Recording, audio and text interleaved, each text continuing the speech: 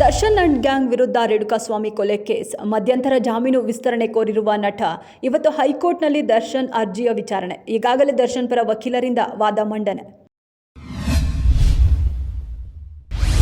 ಸುವರ್ಣಸೌಧದಲ್ಲಿ ಚಳಿಗಾಲದ ಅಧಿವೇಶನ ಆರಂಭ. ಸರ್ಕಾರದ ವಿರುದ್ಧ ಹೋರಾಟಕ್ಕೆ ಹಲವು ಅಸ್ತ್ರಗಳನ್ನು ವಿರೋಧ ಪಕ್ಷಗಳು ತನ್ನ ಬತ್ತಳಿಕೆಯಲ್ಲಿ ಇಟ್ಟುಕೊಂಡಿದೆ.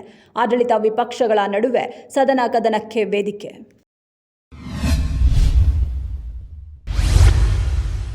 ಪುಷ್ಪ 2 ದ ರೂಲ್ ಚಿತ್ರ ಬ್ಲಾಕ್ ಬಸ್ಟರ್ ಆಗಿದೆ. ಈ ಆಕ್ಷನ್ ಥ್ರಿಲ್ಲರ್ ಸಿನಿಮಾ ಕೇವಲ 3 ದಿನದಲ್ಲಿ 621 ಕೋಟಿ ರೂಪಾಯಿ ಕಲೆಕ್ಷನ್ ಮಾಡಿದೆ.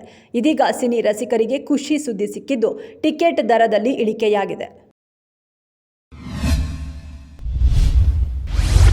ಸದ್ಯ ಸಂಸದರಾಗಿರುವ ಇಬ್ಬರು ಮಾಜಿ ಸಿಎಂಗಳಿಗೆ ಆಸನ ಮೀಸಲಿಟ್ಟು ಅಧಿಕಾರಿಗಳ ಎಡವಟ್ಟು.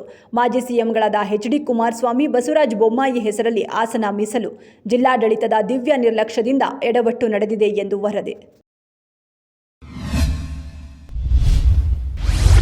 ಇಂದಿನಿಂದ ಡಿಸೆಂಬರ್ 19ರವರೆಗೆ ಈ ಅಧಿವೇಶನಗಳು ನಡೆಯಲಿವೆ.